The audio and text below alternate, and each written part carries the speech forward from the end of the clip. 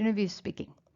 In this lecture, we're looking at data visualization, so the use of graphical displays to summarize and present information about a data set. Specifically, today we're looking at summarizing data for a quantitative variable. For a given data set, just like we did for a qualitative variable, we can construct frequency distributions, relative frequency distributions, or percent frequency distributions. For a quantitative variable, before we can construct those, we have to construct classes where we're going to sort out our data into.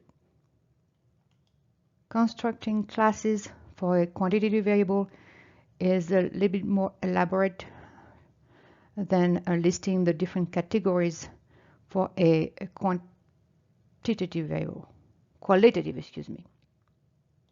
Also, for a quantitative variable, we can compute cumulative distributions, which we couldn't do with a qualitative variable. Finally, as opposed to bar or pie charts, here we'll use histograms. We are working with the audit dataset today, and first we are building those classes. In the soft drink example we looked at last time, the categories simply corresponded to the different brands purchased. Here, with the quantitative variable, we followed the guidelines outlined in our text, and we arrived at these classes. The first class comprises data from 10 to 14 days of audit time. The second from 15 to 19 days of audit time, etc. Here I constructed the frequency distribution, the relative frequency distribution, and the percent frequency distribution the exact same way I did it with our categorical variable. So by counting how many observations belonged to each class. I used the function countifs with an s at the end instead of countif because we're using multiple criteria this time. So for the first class, from 10 to 14 days of audit time, the first criteria is my values have to be equal to 10 or greater than 10, but also, so my second criteria, equal to 14 or less than 14. Then the first step to construct our histogram is going to be to construct a 2D stacked column chart the exact same way we did it with our categorical variable.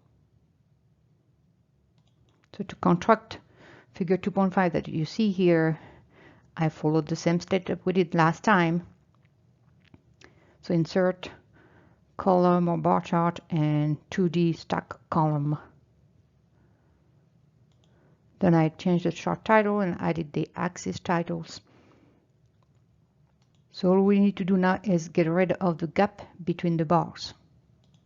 To do that, right-click on the bars, select Format Data Series, and then get rid of the gap. Here we go. Next, to outline those columns or bars, I select the fill and line icon,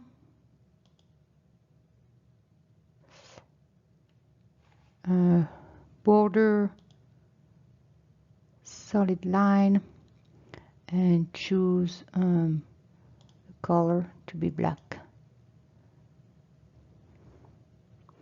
And I'm going to increase the width to 1.5. There. Now, we can also create a histogram directly from the dataset, so without having to go through constructing the distributions, the frequency distributions. Select the data you want to build an histogram for. Go to Insert, Insert Static Chart, and choose the histogram.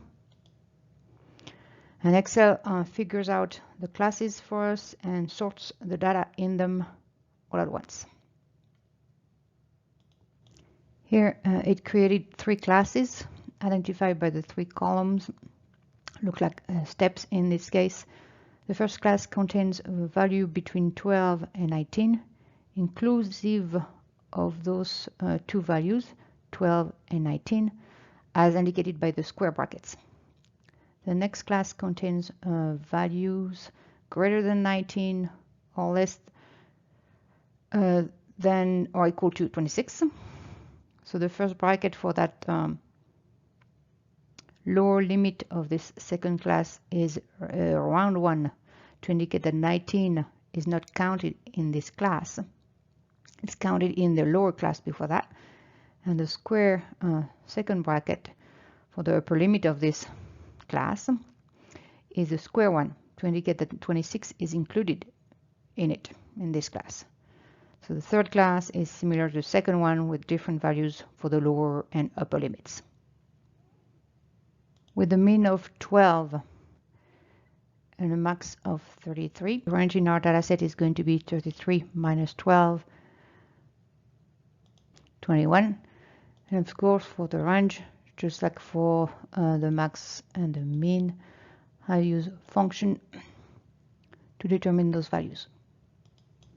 With 3 classes, so those 3 columns, so our class width is going to be 21 divided by 3, 7.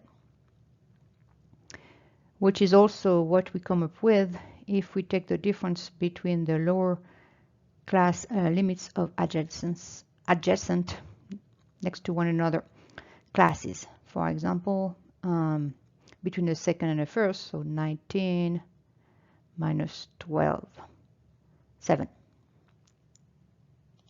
What else can we say? So our histogram is skewed to the right. Its tail extends farther to the right, so indicating that a lower proportion or percentage of the data falls into higher classes. According to the height of our first column, there are 12 values in our first class. There are 5 values in our second and 3 in our third class. So less values in the higher classes compared to the lower class. We can check on that count by using the countifs function to make sure we understand what Excel did for us automatically. We can spiff up our histogram, choose a more informative title, add a different color to outline our bars, add axis titles. If we don't like the number of classes that Excel shows, we can change that. So we right click on the horizontal axis and then click Format Axis. Then click Axis option. So we are under Axis option over here. And a class is called a bin in Excel. So I can choose 4 instead of 3. My distribution looks lopsided now, still skewed to the right. The lower limit of the lower class still correspond to the lowest value found in the data set, and the higher limit of the highest class still correspond to the higher value found in my data set over here. If I choose 5 bins instead, I show a more progressive decrease in the number of observations as the audit time increases. To get an exact replica of figure 2.5, I choose 5 bins, but I also specify the upper and lower limit of those bins the way Anderson and his co-authors specified them. Remember, our first class was defined as including data from 10 to 14 days of audit. So over here, I'm going to have just that. So I had to specify 14 over here. And our last class was defined as comprising values or including values between 30 and 34. So specifying this class this way is going to do the trick. You can go to supportoffice.com, select Excel. Here you see the list of all Excel functions available. If you select that,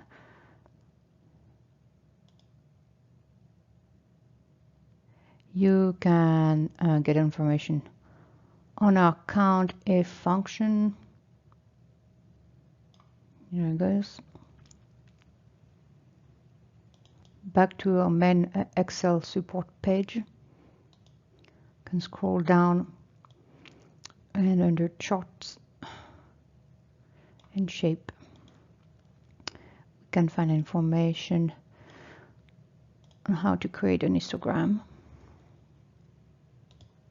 Scrolling down further, you have a definition of the overflow bin and underflow bin, which is how you can figure out how to properly use those. And then if you want to know how Excel decide on the default number of classes for this program, you can read about it under Scott's normal reference rule. And this concludes our presentation on summarizing data for quantitative variables.